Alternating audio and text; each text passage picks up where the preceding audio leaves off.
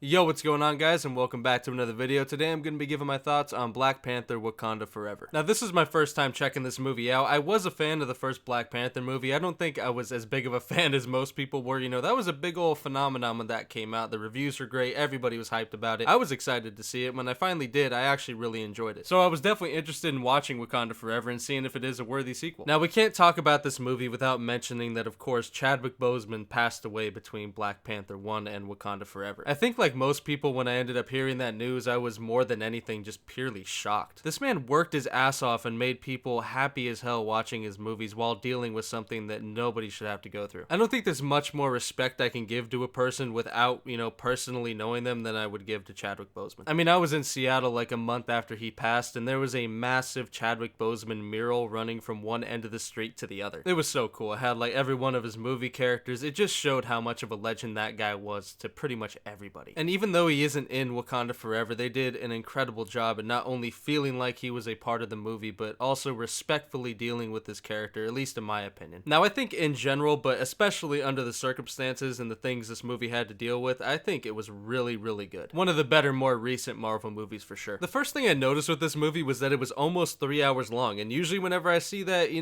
little bit of alarm bells go off, because you really have to fill that time to, make it not feel slow or, plodding at any point, and I really think this movie does a good job at not making this feel like a long 3-hour movie. You do feel it at times, but for me it was very few and far between, not enough to really make a point of. When it comes to the cast and the performances, I can't imagine how heavy, some of these scenes must have been for them to shoot, but I think they did an incredible job, and I really feel like there's not one person that outshines the other. Actually, well, to be fair, there is one that I came out saying like, wow, she did an incredible job, but overall, man, I feel like everybody, it's a collective effort here. You have so many good performances and they all play to the overall story, and I just think it's done really well. And I think just the cast deserves a lot of credit. If I had to highlight my two favorites, it would definitely be Letitia Wright as Shuri. I'm really invested in Shuri's story now, and like I'm curious where her character's gonna go beyond this, but also Angela Bassett as Queen Ramonda. She stole the fucking movie for me. She's like the entire heart. There is this one specific scene between her and Denai Guerrera's character, and it is just chill-inducing. Like her whole performance throughout the entire movie is fantastic, but specifically that scene, I was like, oh man,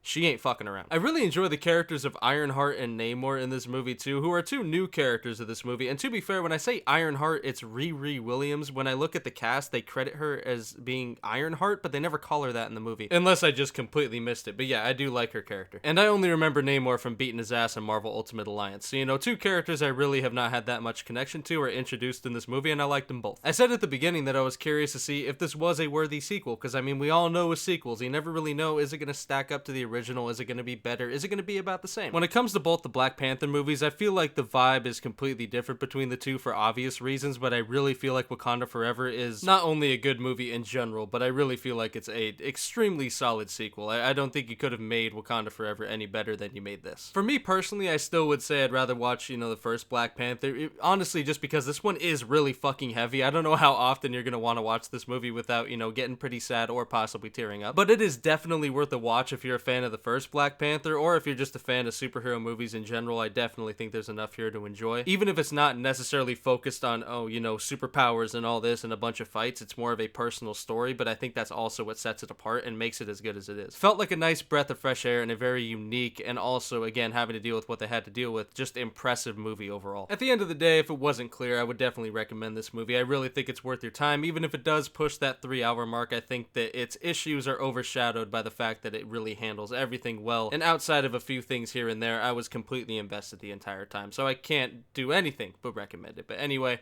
I hope you guys enjoyed the video, man. Be sure to let me know what you thought, and I'll catch you in the next one. Peace.